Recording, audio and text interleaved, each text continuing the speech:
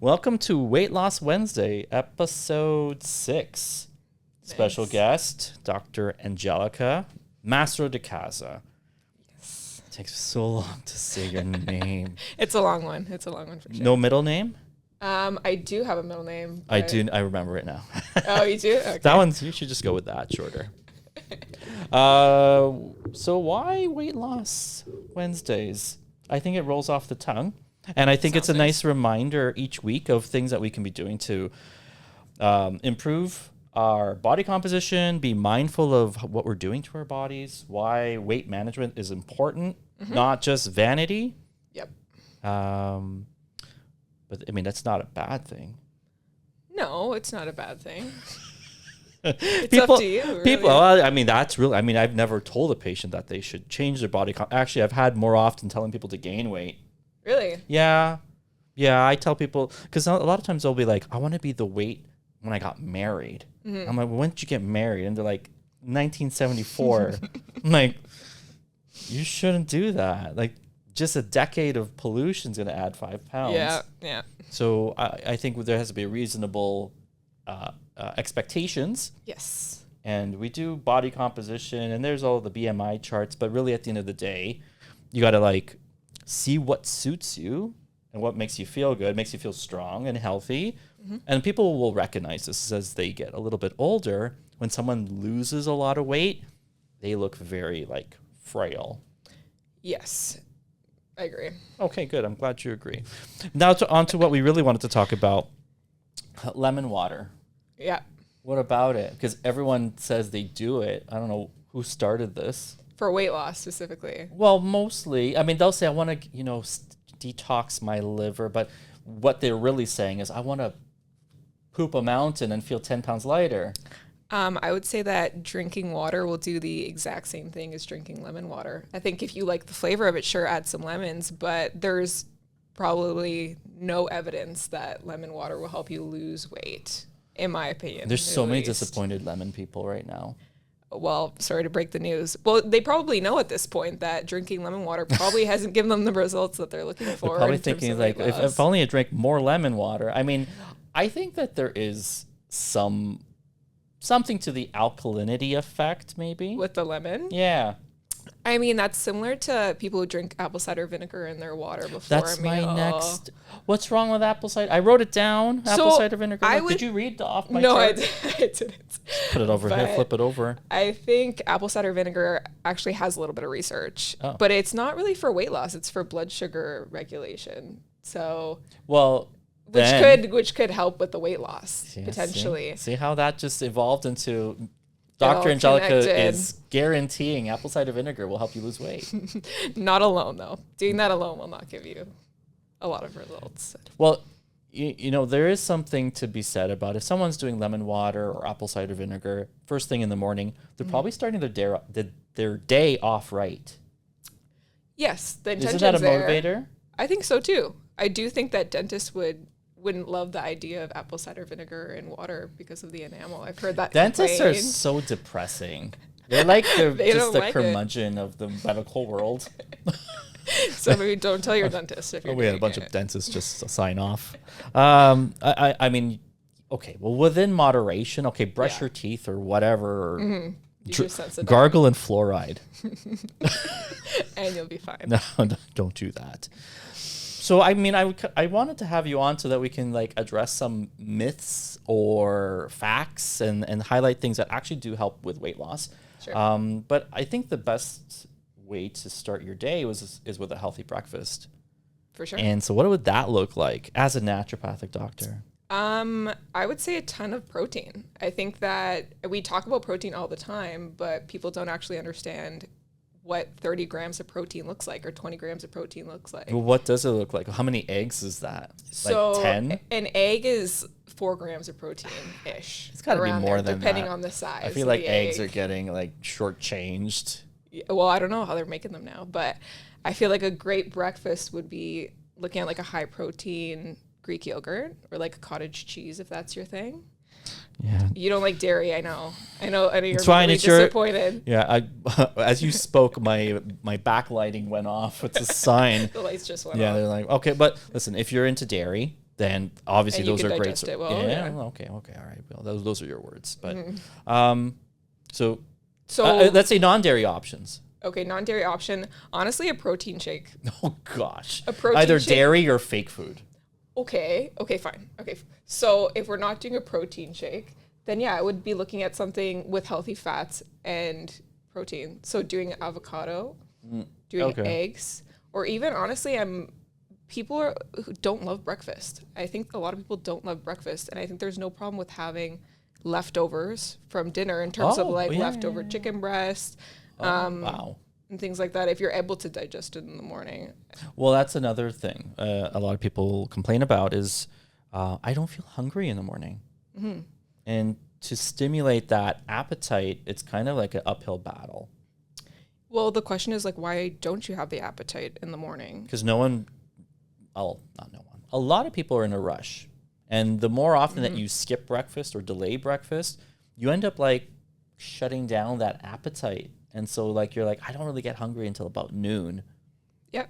And then they call it intermittent fasting, but that's not what they're doing. They're just lazy. Yeah. Well, Intermittent lazy. yeah. You're training your body into a new eating pattern that doesn't necessarily benefit you, but it's now part of your daily rhythm. Well, then what happens afterwards? I find if you don't have breakfast, you end up eating after dinner. Yeah. And then that's probably the worst time to eat, Yeah. because we know that obviously at nighttime, your body's more insulin resistant because you don't want that blood sugar level to drop too low when you're asleep. So when you're dumping a bunch of chips or sugar and you have more insulin on top of insulin resistance at night, then you're just setting your body up for failure. And then you're going to crave it. Again, if you keep snacking every night, similar to not eating breakfast in the morning, Yeah. every night you're going to have that hunger cue, and that's going to be part of your rhythm. You said it well. So take home message, Don't snack at night. because you will be eating breakfast. Yes. Okay, See, and if finish it's a each other's protein, sentences. yeah, I love finishing each other's sandwiches, and we can do a protein shake, or we can have leftovers. Don't say gross, even though I think that was my intrusive thought. Really? Yeah. I think people need to be more open to What did you have for flexible breakfast? I had Some ravioli. okay, not that sort of breakfast, but in terms of protein, I think it's easier to get in more protein if you're having meat at breakfast time. And a lot of the breakfast meats are processed meats. So I'd rather someone have, leftover chicken than to have their, even if it's Bacon turkey or bacon sausage. or sausage links. Yeah. Those are good though. They're delicious, but yeah, well. if we're looking at a sort of a cleaner source of protein, then my take is to go with something you've had before. Well, how about with more grains in the morning? Because some people are like, well, listen, I'm happy with my overnight oats, and that fills me. Comment? I mean, I think oats can be good depending on what health concerns you have. She likes going dairy, but not on. oats. You heard it here first, I'd be folks. more of a proponent of like a chia seed pudding or something with high fiber in the morning, and then adding in, nuts, adding in peanut butter. Peanut butter, right? She's saying all the trigger words for some people out there, eh? We contrast. How do we get along? Some good protein sources, though. They are. I have a jar of peanut butter. There we go. There we go. Let's see. What else did I have on here? Well, you did touch upon fiber. Yeah. What are some good sources of fiber? Because, listen, I'm going to be honest, and I mean, everyone knows that I'm kind of crass, or, I say what I think. But a lot of women, nice, and just women. like, whoa, wow, whoa. wow. All the women And just men. left the chat. Where did everyone go? Fiber is like something that helps keep your tummy flat. Sure. Well, it helps you poop, so it helps keep your tummy And flat. a lot of people love pooping because it helps them lose some puffiness. Yeah, I think fiber should Oh, be. you just went with it. You're fine with that. Well, I get what you're getting at. Okay, so might as well. I think using appropriate amounts and types of fiber is not just great for keeping your tummy flat, but also keeping regular and helping detox estrogens, and also just keeping blood sugar regulation. Yep. I completely agree. I guess I took the words out of her mouth. I mean, I think Sources of we fiber. don't have enough fiber in our diets. Well, okay, what would be a good source? Good sources of fiber. I mean, I do like chickpeas. I like beans and things like that, if you can digest it okay. I think honestly a great lunch meal, I know we talked about breakfast a lot, but a good lunch would be something like, honestly, like chili, where you have a lot of fiber from the beans. You have like lean ground, you could use chicken or turkey, and so you have that good source of fiber. How about ground beef? Like chili was supposed to be made. A lean ground beef's fine. Because you left it out. I know, I just went to chicken or turkey because I thought that would be even healthier. More politically correct. But you know what? Do you really taste the difference? Yeah. You think so? I taste the difference. But I mean, listen, ground beef, ground chicken, ground turkey, ground anything really. Yeah, anything that's whatever you prefer, to be honest with you. But it's just, I also think about red meat and cardiovascular health. How it helps? How you should have a little bit less of it if you're at risk for cardiovascular That's disease. True. That's you're very, very poignant in that point. That's true. Taking it back to really like blood sugar regulation and things like that. Okay. So we hit our first morning lemon water, which you're not a big fan of, but you hit us with a good lunch, breakfast, fiber sources, and lunch. What about a healthy snack? You know what? I don't love snacking. I Good think for you. You know what? We really are very different people. Really? This is good, though. You get two perspectives on you know how what? things That's a shake out. pro and a con, and the up and the down. It's like a very yin and yang situation. But Yeah. so I don't like grazing. Okay. But I'm more like a breakfast, lunch, maybe if you need it in the afternoon, a snack, and then dinner. But you're not. You take it over. I want to hear what you think. The only reason why I would say I don't love snacking is because I do think there should be a period of time where you're fasting almost between meals. Because if your body, and if, I'm relating it back to insulin resistance and blood glucose regulation. But if you're constantly having a sugar source or a carb source, you're just really training your body to use, or your mitochondria to use sugar as a source of energy. And not giving it that chance to fast for a period of time, you're never really tapping into like fat stores or fatty oxidation, things like that. Yeah, I agree with you. So, I don't disagree. So I mean, like having the right sort of snacks. I'm not opposed to having like, a handful of nuts as a snack in the afternoon. But good. if you can get down to having quality meals where you're feeling full and you don't need to snack, that's ideal, especially if you're trying to lose weight. I agree. Now, how does that translate to individuals who actually do want to do intermittent fasting? I think intermittent fasting it's a double-edged sword. I think it's great for some people. She's going to say something controversial, I can tell. But I really think there's a lot of people who shouldn't be intermittent fasting. I agree. See, we're back on the same team. That's nice. And why? And where is that coming from?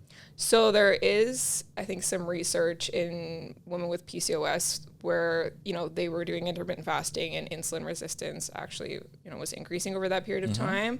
I know it also decreases levels of estrogen. So if people are, if women are trying to get pregnant, not a great idea to be doing intermittent fasting.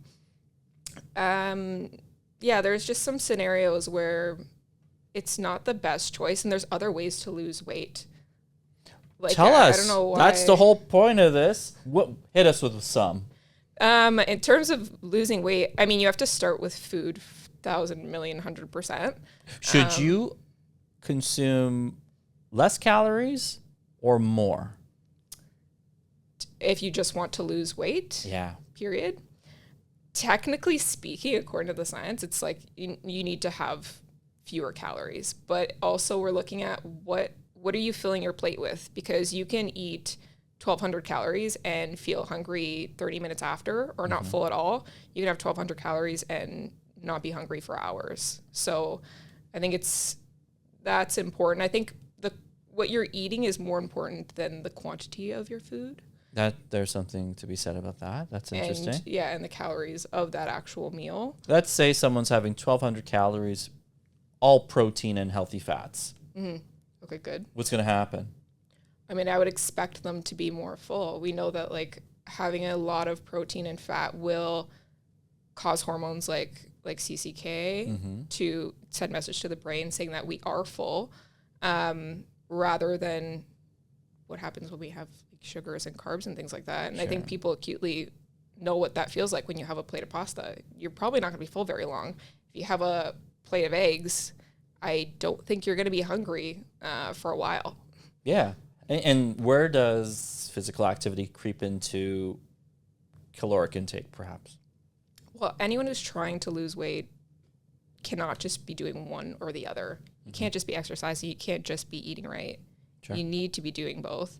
But I think that people make the mistake of jumping right into, okay, I'm going to eat less and I'm going to go exercise a ton, because then you're just relying on willpower for everything that you're doing. Yeah. And yeah. how long is that really going to last you? Yeah, I think people feel like I'm burning more when really you're starving your body's like energy production.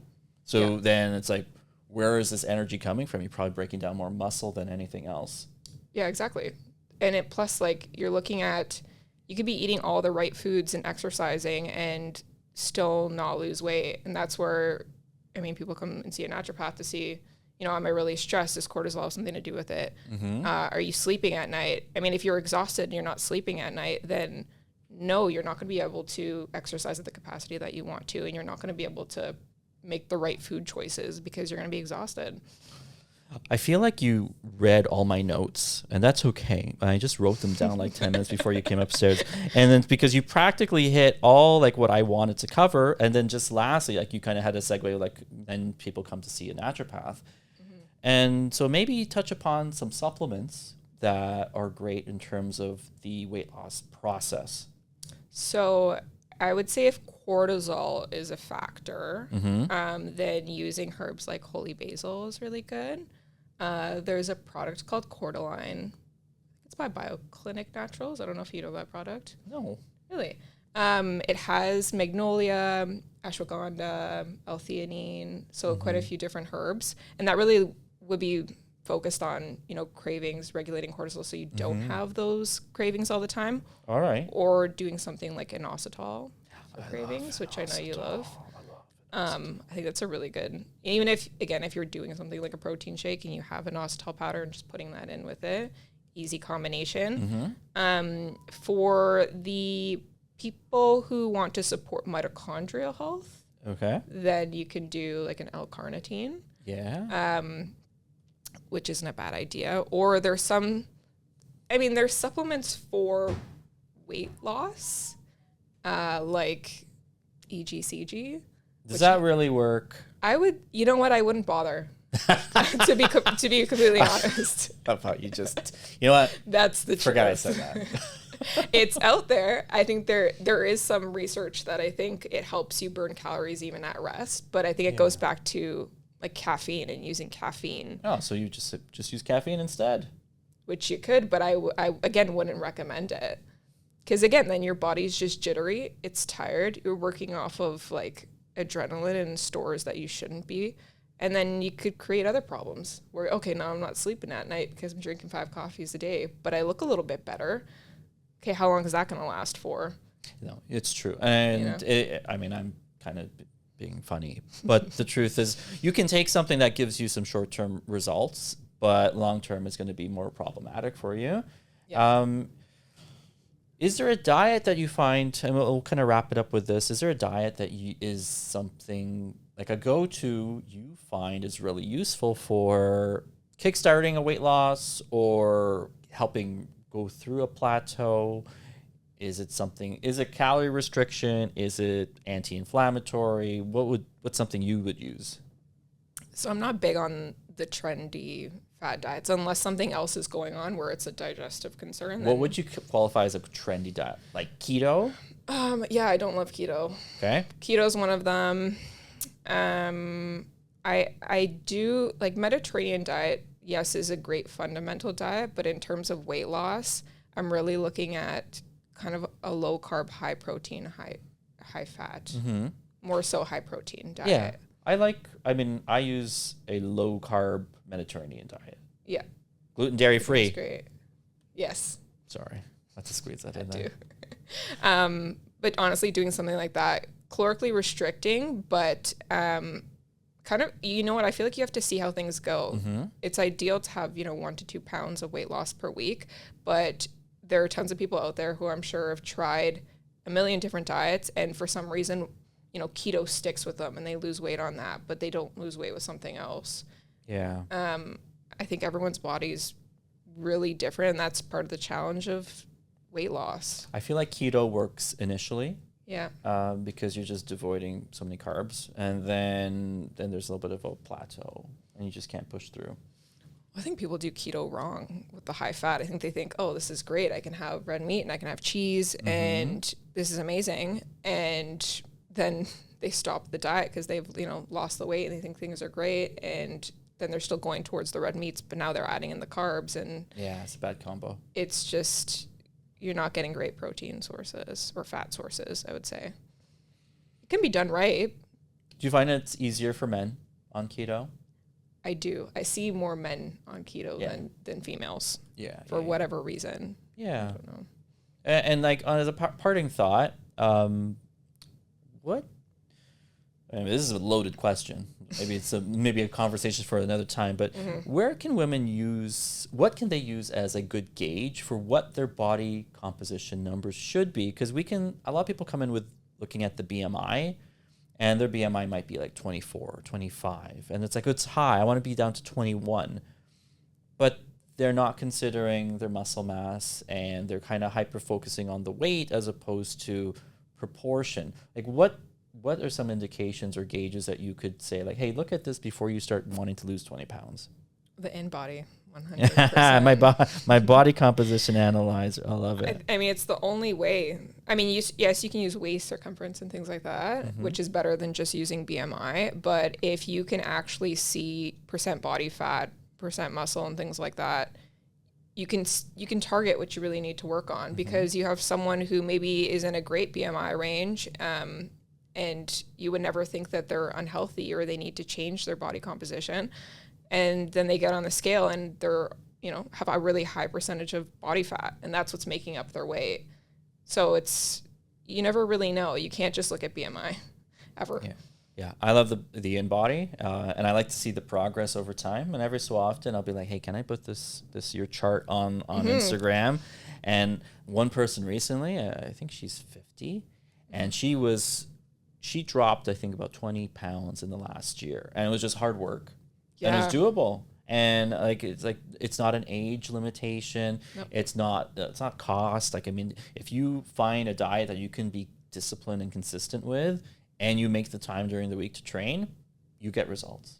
Yep. If you put in the work and someone's there to support you and motivate you, then I don't see why you wouldn't get results. That's what she said. I believe it. Thank you, Dr. Angelica. Thank you. Maybe we'll do this again. Yep. If you want. I would love to. All right. Thanks to everyone who joined us, and I'll be putting this on Instagram and YouTube. Bye. Bye-bye.